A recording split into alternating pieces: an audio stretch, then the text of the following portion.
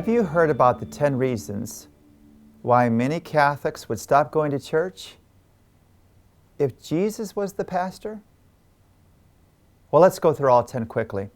Number one, Jesus expects a radical commitment, and he never will shy away from demanding it from those who follow him. Number two, his preaching can be very confusing at times.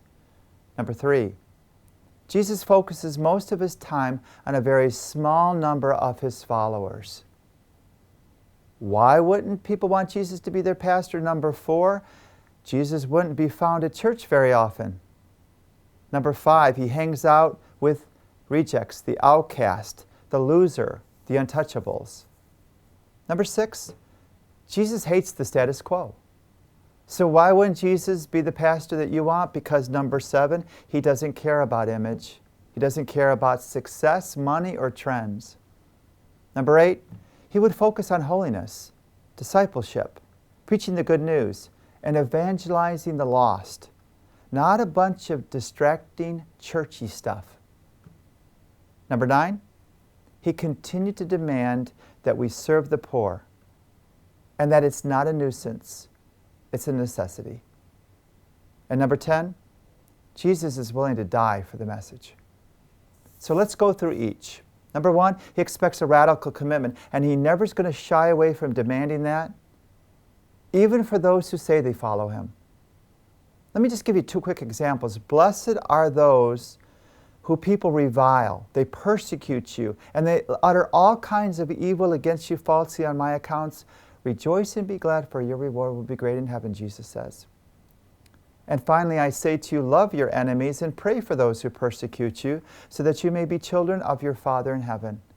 Number two, his preaching would be very confusing. Seriously, we have heard so many homilies trying to imagine that we would do if we heard this homily.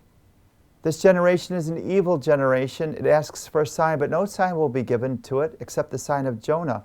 For just as Jonah became a sign to the people of Nineveh, so the Son of Man will be to this generation. The Queen of the South will rise up, and she will come from the ends of the earth and judge this generation and condemn them, because she came from the ends of the earth to listen to the wisdom of Solomon.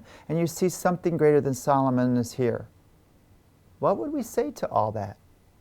Number three, he focuses most of his time on a very small number of his followers. While he preaches and he teaches the crowds, he invests the majority of his time in small groups, guiding them, teaching them, deeply instructing them in the scriptures, and challenging them to live holy lives. Number four, he wouldn't be found in church very often. He would be in the streets, talking to the lost, preaching the gospel, curing the sick, and helping the poor. He might be seen around church a few times a week, maybe. Teacher, how should I follow you? He said, foxes have holes and birds in the air have nests, but the Son of Man has nowhere to lay his head. 5, Jesus hangs out with rejects, losers, people that are untouchable, the outcast. In fact, he just doesn't hang out with them. He seeks them out to bring them grace and to bring them love and to bring them healing. Remember the leper? If you choose to make me clean, I do choose, be made clean.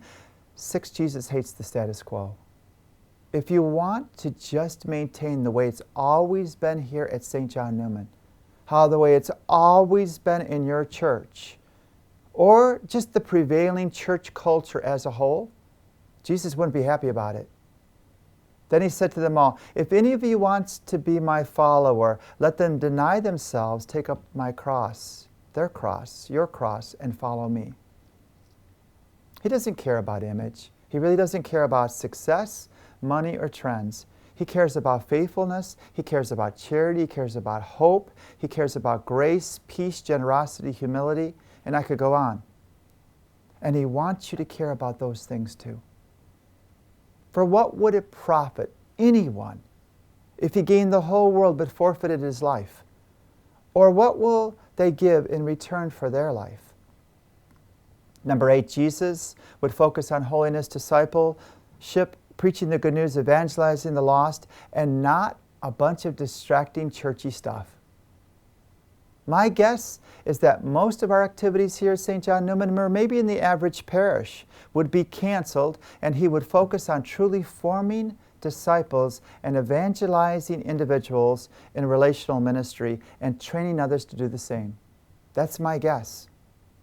When they saw him, they worshiped him, but some doubted. And Jesus came and said to them, "All authority in heaven and on earth has been given to me. Go therefore and make disciples of all nations." Number 9, he continued to demand that we would serve the poor. He valued the poor more than any other group of people. Our attitude in our culture is that our money is our own and we can do with it what we please. But Jesus reminds us that it's all from God. And we have an obligation to take care of those in need. When you give a banquet, he said, invite the poor, the crippled, the lame, and the blind, and you will be blessed because you cannot be repaid by them. For you will be repaid at the resurrection of the righteous. And finally, number 10, Jesus is willing to die for the message. He preaches and he expects us to do the same. Most of us, of course, we won't have to die for being a Christian, but we will have to learn to do what's unpopular, what's difficult for Christ. If they persecuted me, they'll persecute you. If they kept my word, they will keep yours also. But they will do these things to you on account of my name, because they do not know the one who sent me.